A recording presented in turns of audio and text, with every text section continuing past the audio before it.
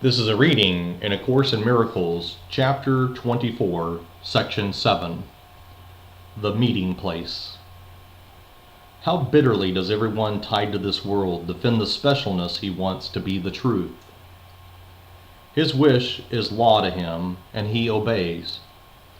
Nothing his specialness demands does he withhold.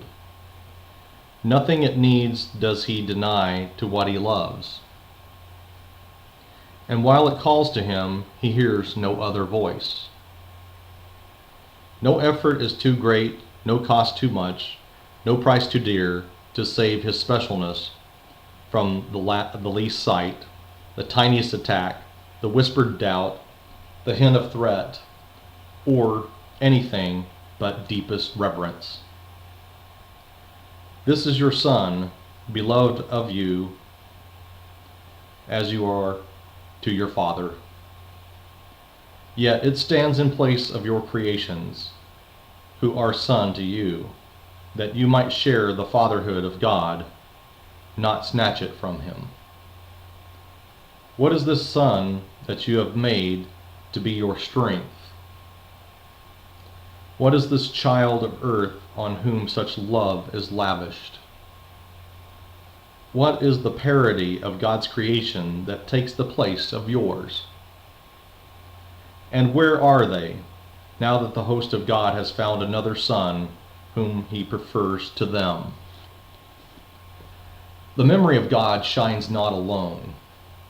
What is within your brother still contains all of creation, everything created and creating, born and unborn as yet, still in the future or apparently gone by. What is in him is changeless, and your changelessness is recognized in its acknowledgement. The holiness in you belongs to him, and by your seeing it in him returns to you. All of the tribute you have given specialness belongs to him, and thus returns to you. All of the love and care, the strong protection, the thought by day and night, the deep concern, the powerful conviction, this is you, belong to him. Nothing you gave to specialness but is his due, and nothing due him is not due to you. How can you know your worth while specialness claims you instead? How can you fail to know it in his holiness? Seek not to make your specialness the truth, for if it were you would be lost indeed. Be thankful, rather, it is given you to see his holiness, because it is the truth. And what is true in him must be as true in you. Ask yourself this: can you protect the mind? The body, yes, a little, not from time, but temporarily. And much you think you save, you hurt. What would you save it for? For in that choice lie both its health and harm. Save it for show, as bait to catch another fish, to house your specialness in better style, or weave a frame of loveliness around your hate, and you condemn it to decay and death. And if you see this purpose in your brothers, such is your condemnation of your own. Weave rather than a frame of holiness around him, that the truth may shine on him and give you safety from decay. The Father keeps what he created safe. You cannot touch it with the false ideas you made, because it was created not by you. Let not your foolish fancies frighten you. What is immortal cannot be attacked. What is but temporal has no effect. Only the purpose that you see in it has meaning, and if that is true, its safety rests secure.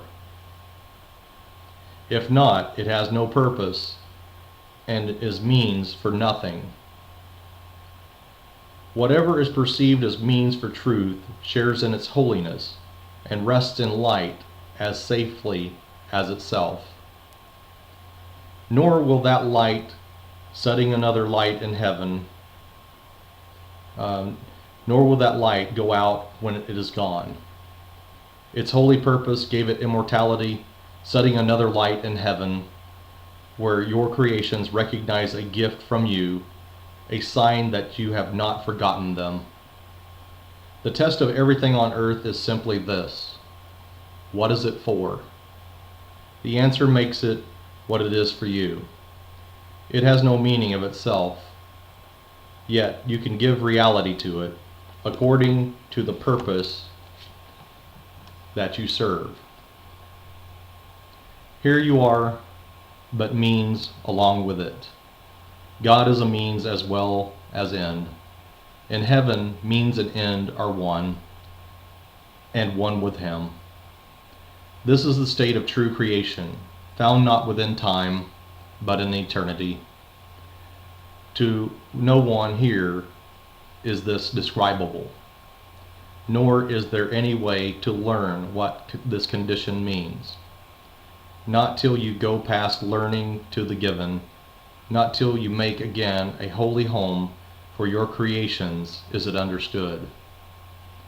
A co-creator with the Father must have a Son, yet must this Son have been created like Himself. A perfect being, all-encompassing and all-encompassed, nothing to add and nothing taken from, not born of size nor place nor time, nor held to limits or uncertainties of any kind.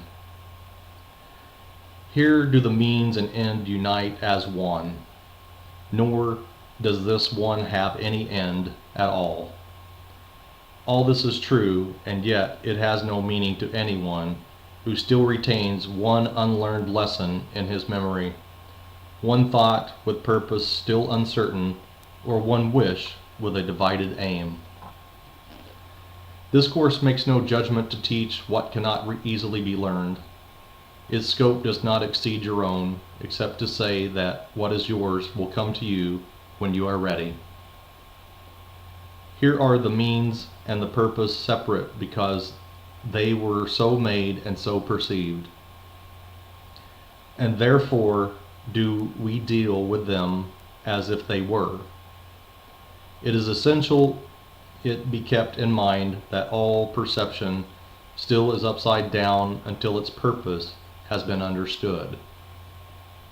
Perception does not seem to be a means, and it is this that makes it hard to grasp the whole extent to which it must depend on what you see it for.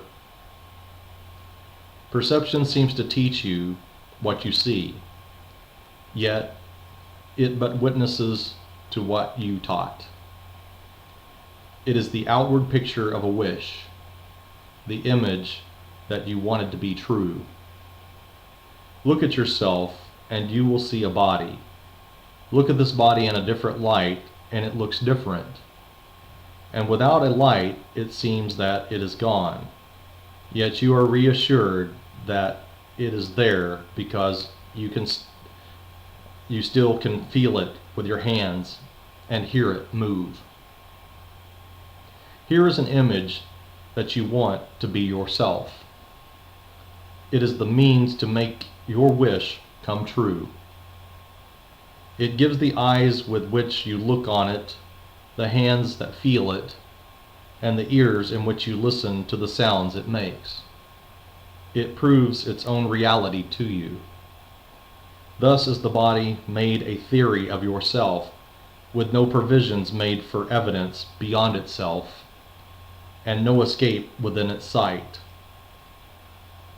Its course is sure when you see through its own eyes.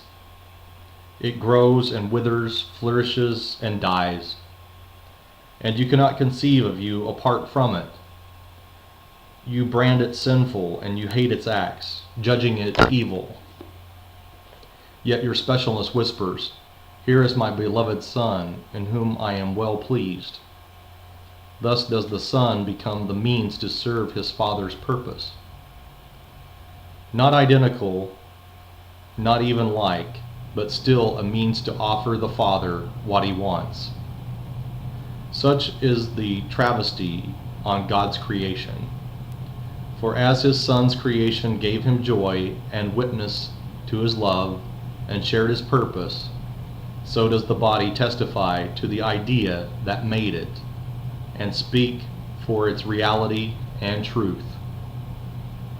And thus are two sons made, and both appear to walk this earth without a meeting place and no encounter. One do you perceive outside yourself, your own beloved Son. The other rests within, his Father's Son, within your brother as he is in you. Their difference does not lie in how they look, nor where they go, nor even what they do. They have a different purpose. It is this that joins them to their like and separates each from all aspects with a different purpose. The Son of God retains his Father's will. The Son of Man perceives an alien will and wishes it were so. And thus does his perception serve his wish by giving its appearances of truth. Yet, can perception serve another goal? It is not bound to specialness, but by your choice. And it is given you to make a different choice and use separation for a different purpose.